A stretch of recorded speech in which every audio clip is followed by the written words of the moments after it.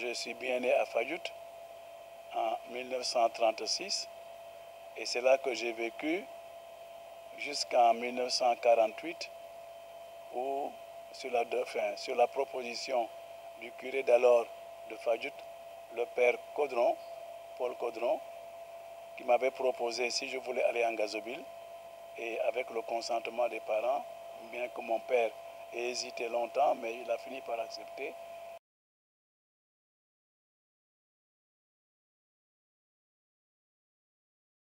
Quand vous essayez de donner aux autres, vous recevez en leur donnant. J'ai vraiment donné à la prière sa place. Et je vous remercie Dieu de m'avoir aidé à cultiver la vie de prière.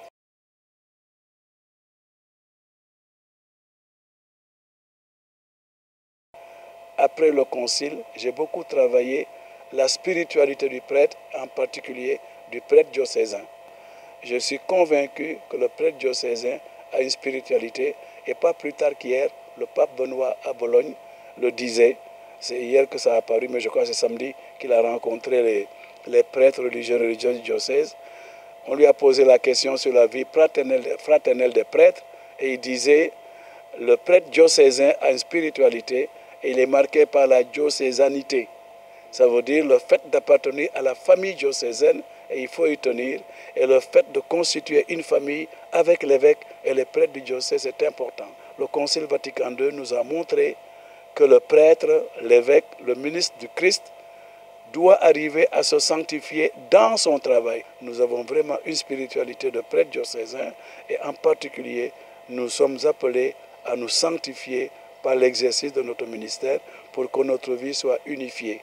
On n'a pas un temps de prière et un temps d'action, mais la prière rentre l'action, l'action rentre dans la prière.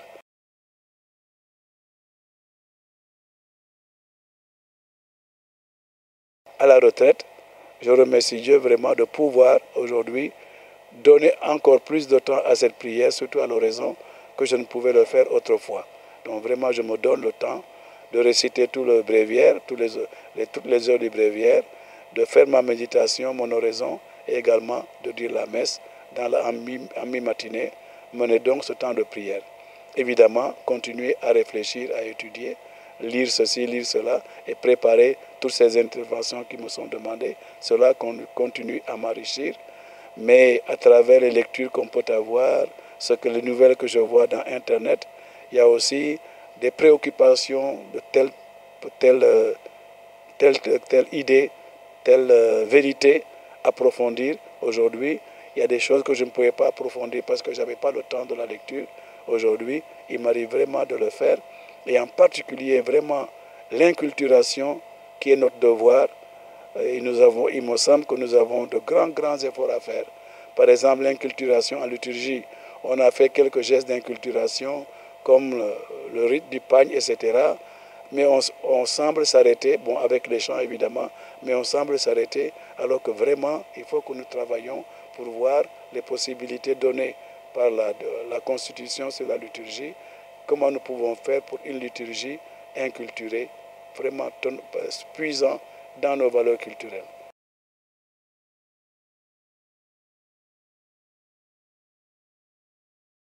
À Kaolack, j'ai été appelé à beaucoup réfléchir sur le développement à partir d'interpellations de la population que je recevais.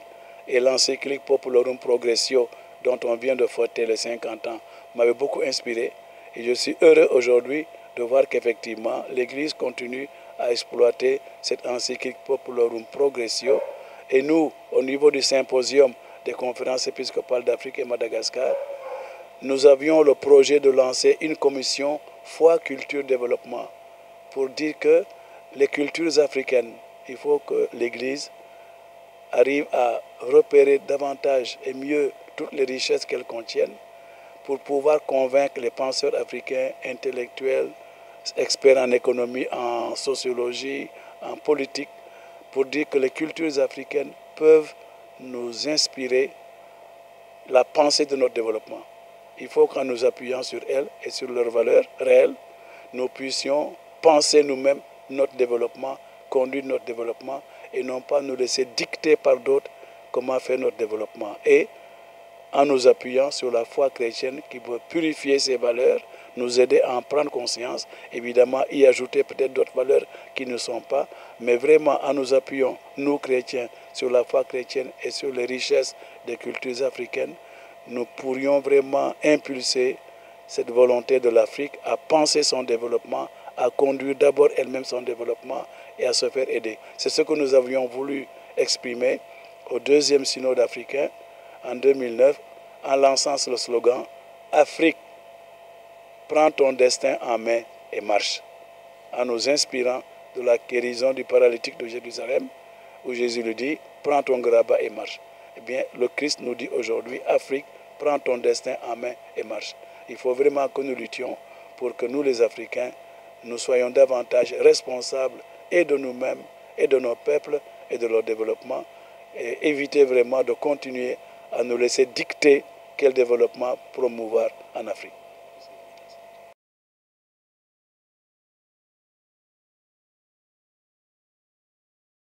J'essaie de baser mes homélies au maximum sur les lectures du jour, donc la Sainte Écriture, et tous les commentaires que je trouve, par exemple, Prions en Église, que j'aime beaucoup, mais j'ai aussi le missel communautaire que j'ai acheté depuis longtemps et que je fréquente toujours.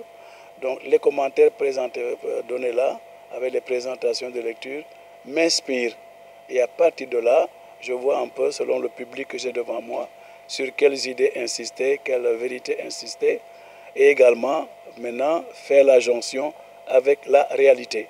Parfois, je me dis, est-ce que vraiment j'ai saisi les actualités qui sont là et qui m'auraient permis peut-être de mieux donner corps à la parole de Dieu, donner chair en quelque sorte à la parole de Dieu. Parfois, je me dis, ça peut rester un peu peut-être trop théorique en restant justement dans le domaine de l'explication. Comme dit quelqu'un, c'est le professeur qui continue à parler, etc.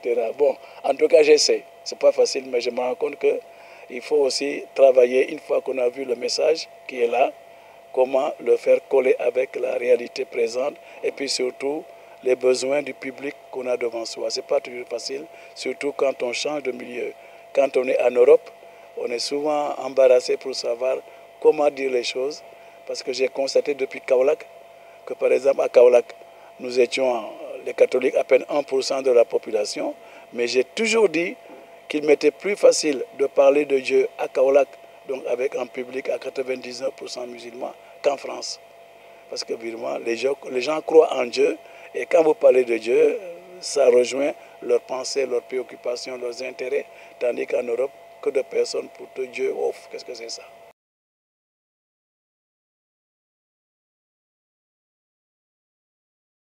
Les loisirs, disons que, évidemment, je compte beaucoup sur le repos du sommeil, j'en ai besoin, mais à part ça, bon, regarder les émissions télévisées,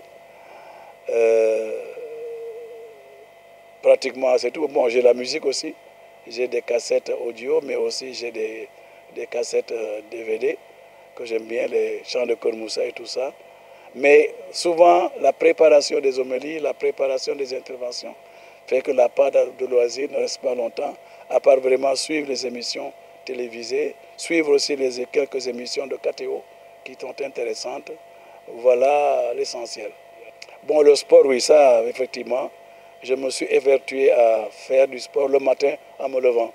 Et il y a des mouvements que j'ai appris à faire.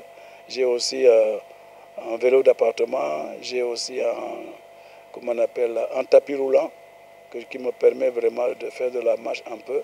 Et ce que je dis aux gens, pour me dégourdir les jambes, j'aime bien le matin, comme j'ai un couloir dans la maison qui s'y prête, dire mon bréviaire en marchant. J'ai toujours aimé dire le bréviaire en marchant. Et ensuite, le soir, dire mon chapelet aussi en marchant sur ce couloir. Alors j'appelle ce couloir de la maison, avec les bougainvilliers qui sont là auprès, j'appelle cela comment ça s'appelle, mon deuxième oratoire. C'est tout à l'heure là, vous pourrez le voir. J'aime beaucoup vraiment le matin, avec la fraîcheur, dire mon bréviaire là, et le soir également, dire mon chapelet en marchant. C'est la deuxième gymnastique que je fais dans la journée.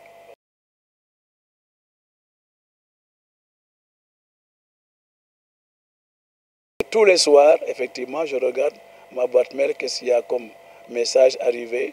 J'aime beaucoup aussi ouvrir les nouvelles brèves qu'ils m'ont installées, parce qu'il y a quelqu'un qui m'a installé les nouvelles brèves de Figaro, de Jeune Afrique, mais surtout de CNews, qui me permet quand même au niveau national, au niveau international, d'avoir quelques repères. Et ensuite, alors, je rentre dans Zénith et je vois Zénith Rome, tout ce qui est donné comme nouvelles concernant les activités du pape et les, comment ça s'appelle, les activités des différents responsables du dicastère à Rome. J'aime beaucoup cela et ça me permet, par exemple, de recopier, faire recopier par la secrétaire, faire imprimer des messages ou des documents qui me semblent intéressants.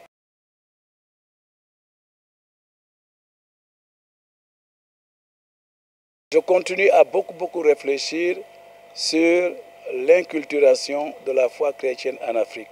Ça a été toujours ma préoccupation depuis. Il faut savoir que, je me dis, nous sommes des prêtres du Concile Vatican II. Parce que le Concile a commencé donc en 1962. Nous étions en deuxième année de théologie. Il s'est clôturé en 1964, c'était la dernière année avec notre ordination. Donc vraiment, je remercie nos formateurs de Sébikotane d'alors qui nous donnaient des nouvelles du Concile au fur et à mesure qu'il se déroulait. Depuis sa préparation, la décision de Jean-Paul II, sa préparation, de Jean XXIII plutôt, sa préparation jusqu'à la clôture. Et donc le Concile Vatican II m'a toujours intéressé et vraiment l'aspect d'inculturation m'a toujours frappé. Et je dis, nous, Africains d'aujourd'hui, jusqu'à présent, nous sommes des néophytes parce que nous sommes chrétiens de deuxième génération, première génération, troisième pour quelques-uns, je crois au maximum quatrième. Nous apprenons aujourd'hui encore la vie selon l'Évangile. Il faut l'accepter, nous sommes des néophytes, des apprenants. Alors ensuite, le Monseigneur de Souza, archevêque de coadjuteur de Cotonou, avec lui on discutait beaucoup et plusieurs fois on se disait, nous sommes à l'âge patristique, les églises d'Afrique. Donc, ce que les pères de l'Église ont accompli il y a quelques 2000 ans, moins de 2000 ans, en tout cas les 4-6 premiers siècles de l'Église, tout ce qu'ils ont fait pour, comment ça s'appelle, la rencontre de la foi chrétienne, de la révélation biblique avec la civilisation grecque, ce qu'ils ont accompli les latins, la rencontre de la révélation biblique avec la civilisation latine, eh bien c'est ce que nous avons à faire aujourd'hui en Afrique. Et c'est ma conviction que nous avons beaucoup à regarder les pères de l'Église, à suivre leurs enseignements, leur évolution, pour voir comment nous en inspirer pour l'inculturation de la foi en Afrique aujourd'hui. C'est ma grande préoccupation, la plus grande, comment inculturer la foi dans nos cultures. À tel point que, quand je fais mon oraison, souvent je parle en sérère, pour m'obliger à penser en sérère les vérités chrétiennes. Et quand je vois que telle vérité que je possède dans la doctrine de l'Église, je ne sais pas comment le dire en sérère, je cherche jusqu'à trouver au moins une périphrase qui me permette de rejoindre la vérité et de pouvoir l'exprimer en sérère. Mais parler en sa langue, penser en sa langue maternelle me semble aussi quelque chose d'important pour l'inculturation de sa propre foi dans sa vie.